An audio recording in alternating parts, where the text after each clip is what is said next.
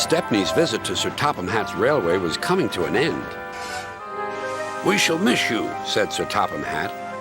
Then he turned his attention to all the other engines. "My railway is very busy, and I'm pleased with you, but you need help.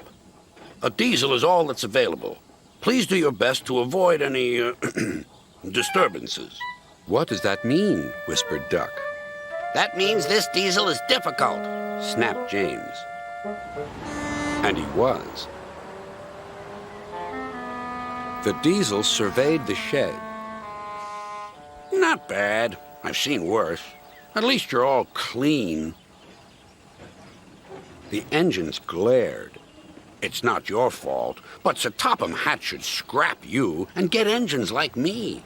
A fill of oil, a touch on the starter, and I'm off. No bother, no waiting. They have to fuss round you for hours before you're ready." The engines were furious. Next morning, they held an indignation meeting round the turntable. "Disgraceful. disgusting, Despicable.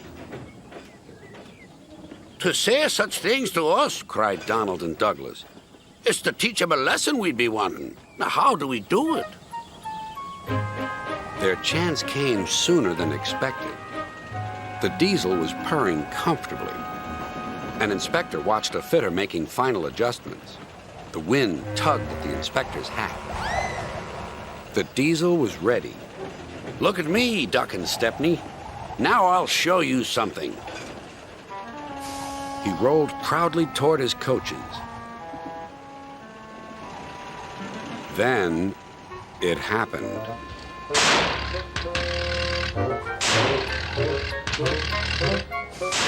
Shaking and spluttering, the diesel stopped. Meanwhile, the inspector was looking for his hat. The diesel seethed with fury as Duck and Stepney pushed him back to the shed. "My hat!" exclaimed the inspector. "You've sucked it through your air intake." "Bother your hat. The heavy train's due out. You'll have to take it, Duck. Stepney, will you help, please?" "Thank you, sir," cried Stepney. "I'd like a good long run on my last day." The engines were soon ready.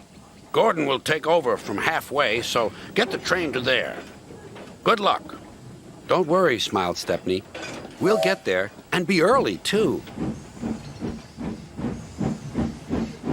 The cavalcade moved carefully over the rails and out to the open line. "Now for a sprint," puffed Stepney. "I'm ready when you are," replied Duck. Soon they were whizzing through Edward Station. And next they charged at Gordon's Hill beyond.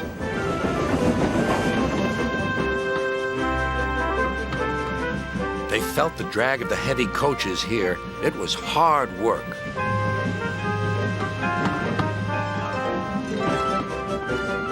At last they were running smoothly along the line toward the big station.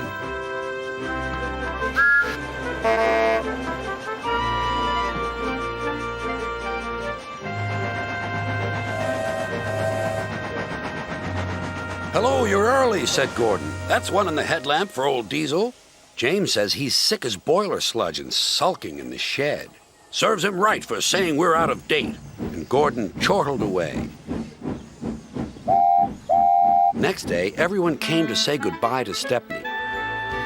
"Come back and see us soon," Whistled the engines. "And you are always welcome on my Bluebell Railway, too," Replied Stepney. Then he puffed away. And what about Diesel? He'd slipped out while no one was looking. But he left two things behind: a rather nasty smell and a battered bowler hat.